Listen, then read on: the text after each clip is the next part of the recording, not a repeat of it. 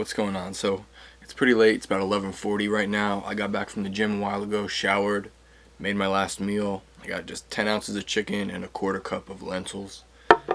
So basically all the footage that you just saw was filmed on this DJI Osmo Pocket that I just got today.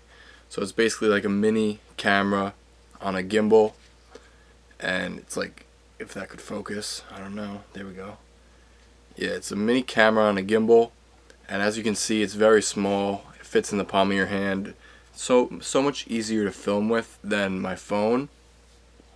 I still can listen to music while I film, and also I got the expansion kit with it, and it comes with this Bluetooth adapter, so I can look at the camera from my phone screen. And also I can adjust the gimbal. So if I'm sitting on the machine, I can set the camera up somewhere, and I don't have to get up to adjust it or hit record, sit down, get up to see if the angle's correct and adjust it and do that over and over. I can just sit down, adjust it from my phone, hit record, and not even have to worry about it that much. So it's a great little tool. And as you can see, I went skateboarding today because it was nice out and I wanted to test out like the stabilization and stuff like that, and I think it did pretty well. I think the clips are great quality.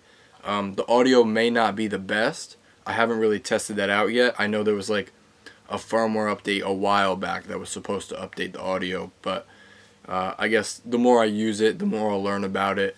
But as of right now, I can't complain. I really like this. It was so much better than using my phone. And yeah, so I'm gonna get into this back workout voiceover. Okay, so I started off as usual on the bike here. I did 5 minutes and I got up to 70 calories this time. I actually went to the gym this morning at like 5 o'clock when it opened. I did just 400 calories on the treadmill, like a 10 incline and like 2.8 to 3 miles per hour speed. So after I finished on the bike, I did some back extension warm-ups. This is with a 45-pound kettlebell, and as you can see, my friend is filming me here, so you can kind of get a more of a feel of the stabilization and stuff of the camera. He's just getting used to it as his first time, so just the quality will get better in terms of like me being in the center of the screen and stuff like that. But after I did that, yeah, like I said, I did it with a 45-pound kettlebell, which was more than what I normally do, 35. But I started the back workout with these low single-arm cable rows. I really want to bring up like my lower part of my lat insertion, where it inserts down here on like the bottom of my rib cage, and these are a great way to target that. When I'm doing these, I kind of think about pulling back and also down. So like, if you think about what your back does, right, it's like pulling down like this and also moving your arms back. So just moving your arm back isn't getting the full contraction. So if you come back and down, you'll really feel the difference down there in the lat. And I like to do it single arm too, just because you can like kind of pick an angle and like maybe go like across your body a little bit and just really focus on one side at a time. So yeah, I did 4 sets of 10 of that, and then yeah, here's just another angle of the same exercise. So I like to keep it at knee level or below, because when you're holding heavy weight, you're gonna like have to bend your knees and lean back, so you're gonna lower your stance a little bit.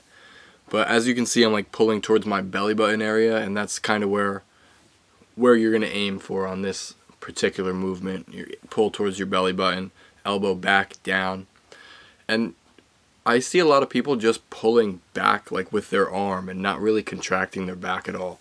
And then you're kind of just wasting your time. Like, you have to focus on really squeezing that back, pulling your shoulder back, your scapula back, and just squeezing your back as hard as you can. Because if you're just going to stand there and just move your arm back and forth, I mean, you can feel a difference if you like do it properly. So yeah, that's what I did here. And then after this, I did same thing, cable rows, but this time both hands and coming downwards, so it's kind of more of the upper middle back type area. And as you can see, especially on these, you kind of have to like sit back. So I don't remember the weight that I was doing, but I was doing 4 sets of 10 for this as well. And yeah, basically it's a great way to start your back workout, just doing some cable rows, the constant tension throughout the whole range of motion. It's really nice. So I'm gonna let this finish. There we go. So like I said, I did 4 sets of 10 of that. This is just a different angle.